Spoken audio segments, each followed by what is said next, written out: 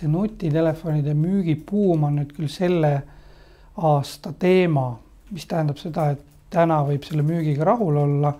aga turul on veel piisavalt palju neid telefone, mis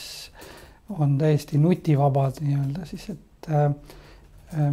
ma ei usu, et see mobiiltelefonide kaudu tehtav turundus nüüd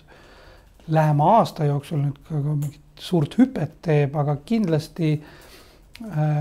mis on juhtunud ja mida ma olen siin kuulnud, mis ka teie intervjueeritav siin eelmises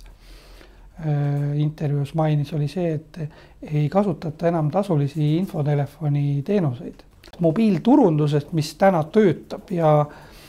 ilmselt ka järgmised paar aastat on ikka selline teade, mida mulle Montoni kauplus saadab, et tulge nüüd, meil on selle hooaja allahindlus või nüüd saabusid uued kaubad, ehk et see toimub SMS-i teel. Turundusvahendiks, ma arvan, järgmised 2 aastat kindlasti on veel jätkuvalt SMS, nii kaua kui turul on nutitelefoni tasakaal nii väike.